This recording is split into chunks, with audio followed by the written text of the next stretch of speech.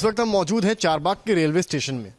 बेशक पुलिस वाले और डॉक्टर्स हमारे कोरोना वॉरियर्स हैं, पर कुछ ऐसे भी हमारे कोरोना वॉरियर्स हैं जो पर्दे के पीछे रहकर भी उतनी ही मेहनत कर रहे हैं, उतना ही काम कर रहे हैं। हम बात कर रहे हैं आरपीएफ की।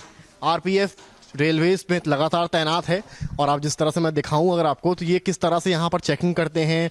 पार्सल्स ट्रेन हालांकि बंद है, उसके बाद भी इनकी ड्यूटी लगी हुई है और ये लोग हाई रिस्क टाइम पर, जो कि कोरोना का वक्त है, उस वक्त पर सारी चेकिंग कर रहे हैं। कोई भी इधर उधर से आदमी यहाँ पर ना आने पाए उसका ख्याल रख रहे हैं। और लगातार जो ट्रेन्स लगी हैं, और स्पेशली जो ट्रेन आइसोलेशन वाली है, मैं आपको दिखाऊंगा। अगर ये ट्रेन जो है ये आइसोलेशन वार्ड में तब्दील हो चुकी है और इसकी भी देख रेख करें, क्योंकि इसमें काफ़ी जो है महंगे सामान रखे हैं आइसोलेशन वार्ड्स में, तो उनकी देख रेख करना कि यहाँ से वो सामान कोई चुरा के ना ले जा पाए, तो उसकी देख रेख करना भी आरपीएफ का काम है।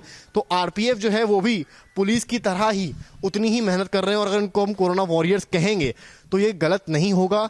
इनके भी कुछ केसेस पॉजिटिव आए हैं, तो इन लोग के ऊपर भी कोरोना को लेकर खतरा है, पर उस खतरे के बीच में आरपीएफ अपनी ड्यूटी नहीं भूला है। जैसे कि अदर रेलवे एम्प्लॉयज़ काम कर रहे हैं, जैसे कि डॉक्टर्स काम कर रहे हैं, पुलिस वाले काम कर रहे हैं, मीडिया वाले काम कर रहे हैं, ठीक उसी तरह आरपीएफ भी उसी मुस्तैदी के साथ इस कोरोना की जंग में सबके साथ खड़ा है और अपनी ड्यूटी कर रहा है।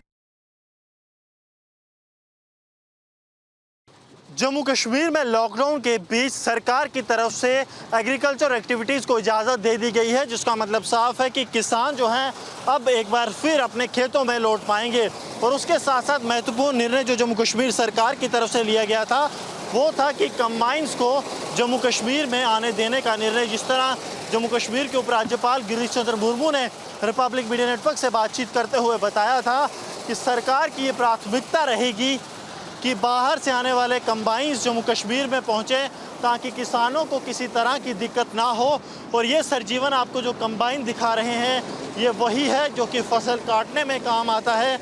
और बहुत ज़्यादा जो मेहनत है किसानों की, क्योंकि लेबर यहाँ पे मौजूद नहीं है, तो किसानों की जो मेहनत है उसे बचाता है और उसके साथ साथ समय की बचत करता है। और ये जो कंबाइन है ये जम्मू पहुँच चुके हैं।